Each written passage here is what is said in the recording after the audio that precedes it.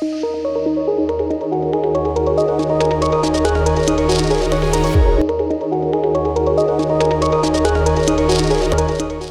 बच्चों, कैसे हैं आप सभी। उम्मीद करती हूँ आप सभी बहुत अच्छे से होंगे और खूब अच्छे से पढ़ाई भी कर रहे होंगे। बच्चों, क्या आप जानते हैं कि मैं कौन हूँ? जी हाँ बच्चों, मैं हूँ आपकी टीचर और मेरा नाम है मनीषा झा। बच्चों, हिंदी में हम क्या क्या पढ़ने वाले हैं? क्या क्या पढ़ेंगे?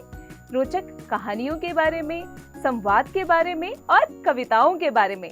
तो बच्चों, कक्षा की शुरुआत करते हैं। बच्चों, पाठ है खुशियों का खजाना, प्रेरक प्रसंग। एक है खुन खुन जी और दूसरी है खुश खुश जी। खुन खुन जी को हमेशा चिंताएं परेशान करती हैं, ऐसे चिंताएं जिनसे उनका कोई लेना देना नहीं है। कभी वे पड़ोसी की खुशियों से परेशान हो जाते हैं और कभी अपने काम के बोझ से चिंतामग्न। कभी उन्हें अपने स्वास्थ्य की चिंता होती है तो कभी महंगाई की, कभी मौसम की तो कभी परवाई की। परेशानियों से त्रस्त खुन खुन जी हमेशा खुन खुन करते रहते हैं। वही खुश खुश जी, जैसा नाम वैसा ही स्पष्ट है, हर हाल में प्रसन्न रहते हैं। चाहे उन्हें मानसिक चिंता हो या शारीरिक कष्ट हो, वे उसे अपने पर हावी नहीं होने देते। अपनी परेशानी का सकारात्मक पक्ष खोजकर वे उसमें भी खुशी ढूंढ लेते हैं। इसलिए खुश खुश जी सब में लोकप्रिय हैं। एक बार की बात है, खुश खुश जी ने एक बच्चे को सड़क पर अकेला चलते देखा। पीछे से एक गाड़ी तेज रफ्तार से चली आ रही थी। खुश खुश जी ने छलांग लगाई और बच्चे को बचा लिया, पर उन्हें स्वयं काफी चोट आ गई। जब लोग खुश खुश जी से सहानुभूति जताने आए तो उन्होंने हंसते हुए इस घटना के लाभ बता दिए। उन्होंने समझाया कि पहला लाभ तो यह हुआ कि उन्होंने एक बच्चे की जान बचाई और उसके माता पिता को अपार खुशी हुई। दूसरा यह है कि इस काम को करके उन्हें बहुत संतोष हुआ है और खुशी भी मिली है। तीसरा लाभ यह हुआ कि उन्हें अपनी व्यस्त दिनचर्या में से कुछ खाली समय मिल गया और अब वे शांति से बैठकर अपनी मनपसंद की पुस्तकें पढ़ सकते हैं। लेकिन सबसे बड़ा लाभ हुआ एक जिंदगी बचाने का गौरव, जो हमेशा ही उनके साथ जुड़ा रहेगा, जबकि शरीर की चोट समय के साथ ठीक हो जाएगी। वहीं अगर खुनखुन जी के साथ ऐसा होता तो वे क्या करते? कभी अपनी पट्टियां गिनते तो कभी उस घड़ी को कोसते जब उन्होंने एक बच्चे की खातिर अपने शरीर को लहूलुहान कर डाला था। फिर दवाइयों के खर्चे का रोना रोते, काम के नुकसान का ढिंढोरा पीटते और अपने दर्दों की दास्तान सुनाकर आसपास के लोगों को परेशान कर डालते। सच तो यह है कि खुश रहना हमारे अपने ऊपर निर्भर करता है। लोगों का यह विश्वास है कि खूब सारा धन, अच्छा भोजन, महंगे कपड़े, खूब सारी सुख सुविधाएं, मनोरंजन खुशी दे सकते हैं। पर खुनखुन जी तो यह सब होने पर भी खुश नहीं है। तो फिर हमें खुशियां कैसे मिल सकती है? खुशी पाने के लिए सबसे जरूरी है सकारात्मक दृष्टिकोण को अपनाना। सकारात्मक दृष्टिकोण का अर्थ है हर सुख, कष्ट, परेशानी में भी कोई अच्छाई ढूंढ सकने की क्षमता। यदि हम होने वाली हर घटना का सकारात्मक पक्ष देखने की आदत डाल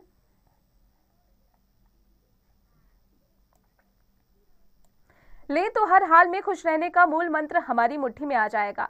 यह खुशी पाने की पहली सीढ़ी या सोपान है। उदाहरण के लिए, दौड़ में पिछड़ जाने का सकारात्मक पक्ष यह है कि हम और अधिक अभ्यास कर अपनी गति को बढ़ाएं। यह सोचकर निराश न हो कि हम दौड़ में पीछे रह गए, बल्कि हम ये सोचें कि ऐसी कोई विशेषता हमें भी होगी जिससे हम आगे निकल सकते हैं। उस विशेषता को पहचान कर उसे निखारना ऊपर की घटना का सकारात्मक पक्ष है। संतुष्ट रहना खुशी पाने का दूसरा सोपान है। संतुष्ट रहने से लालच, ईर्ष्या, द्वेष, कुंठा, निराशा जैसे भावों से छुटकारा मिल जाता है। किंतु संतुष्ट रहने का यह अर्थ नहीं है कि हम आगे बढ़ने की कोशिश ही ना करें। आगे बढ़ते रहना, समय के साथ गतिशील रहना एक स्वाभाविक गुण है, जिसके विरुद्ध जाकर ना तो हम संतुष्ट रह सकते हैं, ना ही खुश। खुशियों की प्राप्ति का तीसरा सोपान है अपनी क्षमता बढ़ाने की कोशिश। लगातार कोशिश करके वह स्वयं पर विश्वास रखकर एक मंद गति से चलने वाले कछुए ने तेज दौड़ने वाले खरगोश को भी मात दे दी थी। अपने आप पर विश्वास रख। यदि हम कोशिश करते रहेंगे तो कुछ भी असंभव नहीं रह जाएगा और हमारा आत्मविश्वास भी बढ़ेगा। इस तरह हमारी क्षमता बढ़ेगी और उस आत्मसंतुष्टि से खुशी भी मिलेगी।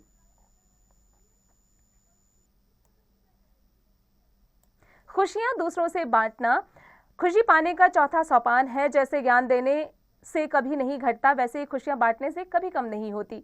दूसरों को खुशी देने से हमारा अपना खुशी का खजाना बढ़ता जाता है। दूसरों को खुशियां इस कई प्रकार से दी जा सकती हैं। उनकी भावनाओं का आदर कर, सहानुभूति रखकर, मदद करके और दूसरों के सुख दुख में सहभागी होकर, किसी बड़े बूढ़े को सड़क पार करा देना, बीमारी में सेवा करना, अपनी वस्तुओं को दूसरों में बांटना, दूसरों को खुशियां देकर स्वयं खुशी पाने के कुछ उदाहरण हैं। क्या चोरी करना भी खुशी दे सकता है? कभी नहीं। पर यदि हम अपनी व्यस्त दिनचर्या से कुछ समय चुरा लें और अपनी मर्जी से के कुछ काम कर पाएं तो वह खुशी पाने का 5वां सोपान कहलाएगा।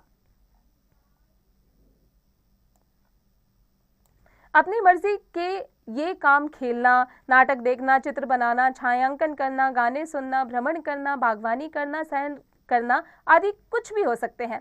चिंताओं को अपने ऊपर हावी ना होने देना खुशी पाने का 6वां सोपान है। चिंताएं या परेशानियां सभी को भाती है, सभी को होती है। कुछ लोग खुनखुन जी की तरह उन्हें अपने ऊपर हावी होने देते हैं और कुछ लोग खुशखुश जी की तरह उस चिंता से मुक्त होने का कारण ढूंढ लेते हैं। चिंता मुक्त होने के लिए हमें ही यह निश्चय करना होगा कि हम कैसी प्रवृत्ति को विकसित करें।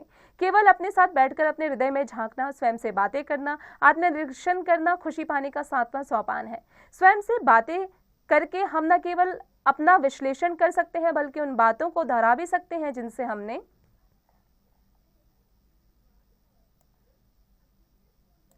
खुशी पाई थी। ऐसे क्षणों में हम दिवा स्वप्न भी देख सकते हैं। सपनों को पालने के सुख का अलग आनंद है और जब हम अपने सपने देखेंगे तभी तो उन्हें पूरा करने की कोशिश भी करेंगे। हम में से हर व्यक्ति के भीतर एक रचनाकार है। उस रचनाकार को पहचान कर अपनी सृजनशीलता को बढ़ाना खुशी पाने का 8वां सोपान है। अपनी एक अलग राह खोजकर अपनी पहचान बनाना असीम सुख देता है। खुशी की प्राप्ति कर 9वां और अत्यंत महत्वपूर्ण सोपान है अपनी खुशी को अपने और अपने परिचितों तक सीमित न रखकर सबको सुख देने का प्रयास करना। जब हम ऐसी भावना को उभारेंगे तो पूरी मानव जाति और प्रकृति से प्यार करेंगे। प्राणियों की रक्षा, पर्यावरण, प्राकृतिक संसाधनों, जल ऊर्जा का संरक्षण, प्रदूषण कम करने का प्रयास, संपूर्ण मानव जाति के संभाव आदि कुछ ऐसे ही कार्य हैं और ये कार्य उच्चतम सुख की प्राप्ति के कारक हैं। खुशी प्राप्त करने का अंतिम और 10वां सोपान है कोई ना कोई अच्छा काम करने की ठान लेना। अच्छे कामों की सूची बनाकर उसमें अमल करना। इस दिशा में पहल होगी तो कमर कसकर क्यों न खुशखुशी की तरह अच्छा काम करते हुए खुशियां बढ़ाने की खोज ली जाए। यह काम अच्छा काम चाहे हम रोज करें या सप्ताह में कभी कभी, पर जब भी मौका मिले अच्छा काम करने में कोई ढील ना करें और तब हम पाएंगे कि हमारा खुशियों का खजाना निरंतर बढ़ता ही जा रहा है। और इसे लिखा है डॉक्टर मधुपंत ने।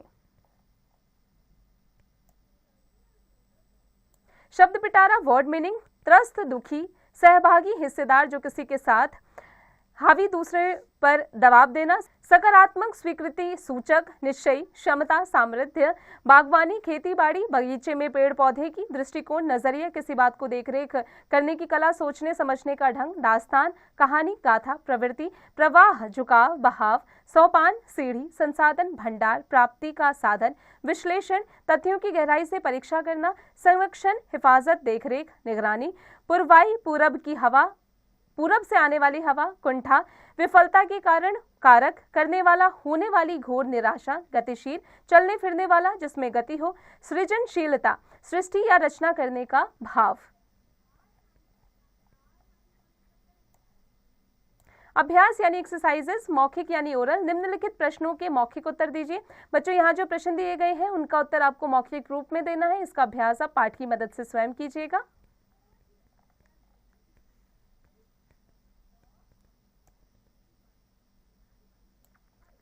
लिखित रिटर्न, निम्नलिखित प्रश्नों के उत्तर दीजिए। बच्चों यहाँ जो प्रश्न दिए गए हैं उनका उत्तर आपको पाठ की मदद से स्वयं करना है। इसका अभ्यास आप स्वयं कीजिएगा।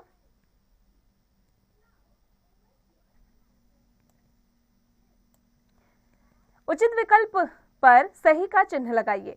खुनखुन जी हमेशा किन चिंताओं से त्रस्त रहते थे? पड़ोसी की खुशियों से। इसी प्रकार आगे का अभ्यास स्वयं कीजिएगा।